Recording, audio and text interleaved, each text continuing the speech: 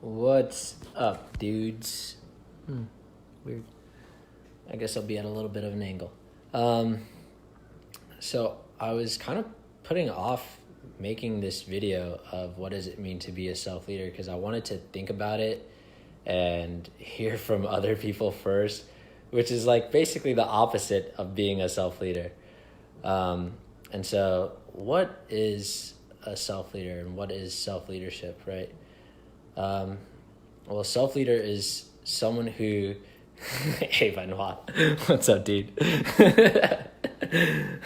A self-leader is someone who leads themselves, first and foremost. You're not waiting for someone else to give you direction or instruction and not seeking always someone else to lead you and give you what you're looking for. A self-leader is someone who takes action for themselves. They lead themselves, and you may lead others, but first and foremost, you have to lead yourself, right? And why is that different from just a leader? Well, because the way that we describe leaders today in our world is leaders are people who go out and they get other people to follow them. But the issue with that is that then everybody else is just following. They're not walking their own process. They're not leading themselves. If that leader were to go away, they're not actually at a point where they can take responsibility and be and do the things that would actually require them to lead themselves. They're not directing their lives. They're looking for someone to follow. They're looking for direction. They're not actually being self-honest and seeing for themselves what is best. And that's a big distinction because when you see for yourself what is best, you don't need anybody else to tell you what to do. You can actually implement it yourself, and you can actually help others to see what is best and get them to the point where they can lead themselves. We don't want followers because right now the world has a lot of followers just looking for someone else to direct them. And part of that is because they've got low processing ability. That's a big part of it. But a lot of it is also because of the way that we're raised, the way that we are indoctrinated into this current system. Just because, our parents were indoctrinated into it, they don't know any better. And everyone just keeps kind of going with the flow and not looking for themselves. And so it's how you can have an epidemic like the one that we have right now where, I was just reading through the executive order for Floridians, right? And in the executive order that we got, the first time I read through it, I thought it was funny because it says that golfing is an essential business, right?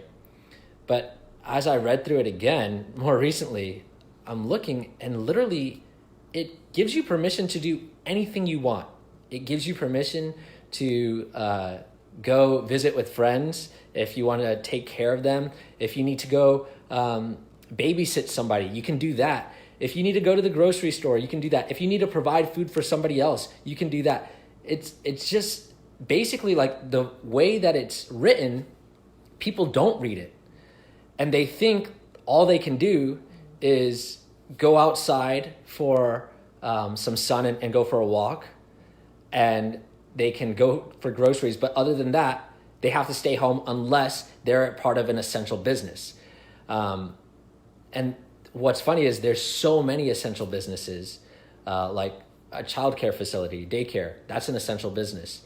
But golfing is also an essential business, things that you wouldn't really think about. You're allowed to go to the bank and carry out financial services or law services, right? Seek legal counsel. You can do basically anything that you really want to do or need to do or is like part of your normal basic needs.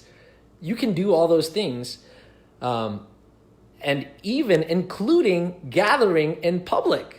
That's part of our executive order here in Florida. And so it's really interesting because everyone is afraid. Like if you talk to people on the phone, they are afraid to go outside, but they don't realize that you have all those capabilities. And so essentially what I'm saying with this is they're not leading themselves to go and read the executive order themselves and get direction for themselves and understand what it's saying and realize like, oh, I can actually carry out with my normal life. I may not be able to go to work, but I can do basically any other thing. I don't have to be afraid of people, right? I don't have to be afraid of going outside and possibly getting a ticket because I'm outside, which a lot of people are, which is weird. But they're instead looking at the media or looking at someone else to guide them, give them like an article of, hey, you can't do this, or you must stay inside, or, news of reported cases and all this. And it's interesting how people will even reach out to each other and send each other these articles as a way of like discouraging them from going out or saying, hey, let's meet up or anything like that. And it's really clear that they haven't taken the leadership upon themselves to guide themselves and direct themselves.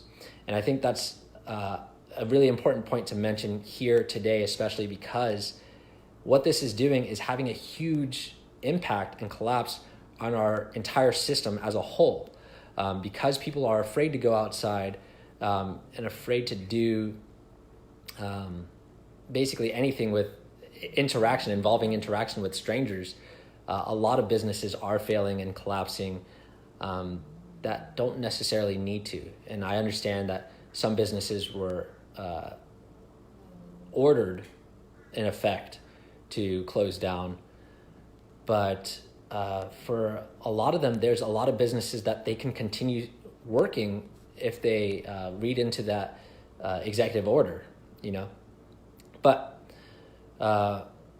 so why are self-leaders necessary today? If that doesn't explain it, I'll go into it a little bit more. But essentially, if we keep allowing us to be directed by what an authority figure says or what the media says or just anybody else, then we're just letting our lives, we're not even really living. We're just we're just following orders. We're just robots. And that's not living. And so it's necessary, if you're not a self-leader, you're essentially a robot being programmed or told what to do, right? And right now, our politics are currently based on followers, right? And the reason why our politics is currently based on followers is because it's much easier to control people who follow you and listen, right? If you have an entire group of people that you're trying to get to do something and half of those people are stupid, then it's much easier to get them to just follow you and just say, hey, I've got it, follow me. But then the person that's leading essentially becomes their servant in a way, or their slave in a way. And everyone else, they're not necessarily getting what they need or what they want. They're getting what this person up top is deeming as acceptable or whatever they feel is like what they can do. And it's not necessarily what's best for everyone involved. What would be best for everyone involved would be if everyone were a self-leader, because then everyone could make decisions together as a whole. Everyone could actually come together and say, hey, these are the things that we need. It's not feasible or practical for one person to be able to determine for every single body else, like everything that they need in their lives. That's too much information to process for one single person. Everyone should be able to take responsibility, and everyone should take responsibility for their own lives, and then take responsibility for communicating that with whoever has the ability to best facilitate that everything gets done, right? And so I'm not saying we don't need presidents or anything like that, but a president should be more in the role of facilitating that what the people actually want and what they need is taken care of, and the people should actually communicate that really clearly. And it should be just like, it should be really simple. It shouldn't be like all these politics of guiding people based on emotion and feelings versus like what's actually practical. Like it should be very simple to simplify all the laws that we have to practical, common sense, just this is what it is, and everybody gets it and understands that. But there needs to be so many, right now currently, there needs to be so many stipulations like, oh, you can't do this, you can't do that, and also this. But in this case, just because people are dumb and people are also trying to get around the system, because in many cases, it's not what's best for everyone. And so if everyone were to become a self-leader, which would require that everyone improves their processing ability and everyone starts to actually see for themselves, be self-honest and reflect self-honesty, what they would want for themselves and how what their actions are doing to affect others, then that would really, really change things. If everyone were to do that, that would really change things for the best, because then life wouldn't be so hard. Life wouldn't be so challenging or so stressful. And, if we think here in the States that life is stressful, what is it for the rest of the entire world? 99% of the world, they're having a way worse time than we are, even right now, how stressful this is, right? And then, so what I'm getting at with that is, let's improve people's processing ability by improving their education, by providing them with the necessary resources so that they're not doing things to hurt themselves. Like when you are starving or when you don't have, a stable home, it's very hard to learn anything. It's very hard to actually become a stable person and actually provide anything to life, because you're so guarded and scared and protecting yourself and defensive all the time that you can't go out and you can't provide for others without fear of everyone else. And that's something we also have to eliminate, is the fear of others, which is heavily indoctrinated into all of us, especially from a very young age. And so there's a lot that needs to change, but it starts with education. First off, people have to realize that this is the case. And second off, we have to actually get people to a position where they can make decisions for themselves and understand what is all the information that's coming out to them, right? And that starts with providing people with their basic needs. But how does TechnoTutor, Jin, and DIP fit into being a self-leader? Well, first off, TechnoTutor is that education component for sure. It improves your processing ability and allows people to actually understand things, right? And then Jin is all those things that the system, essentially, of what it takes to become a successful business, which is how we need to run our world, really, like a successful business, which is constantly getting together, recognizing each other, always improving and reading and learning more information, and helping out each other, right?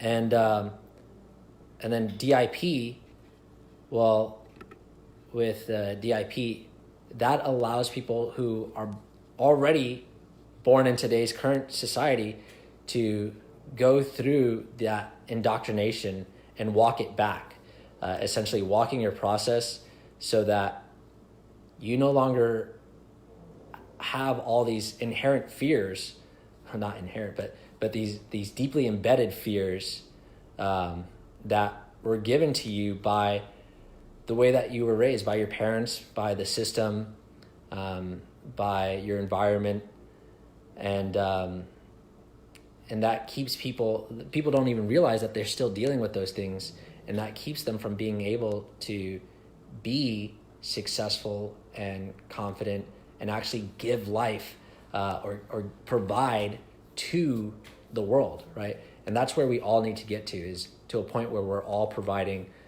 to the world actual solutions and actual creativity and actual life, so that we can all enjoy life. And so, yeah, that's what I have to say about self-leadership. Thanks.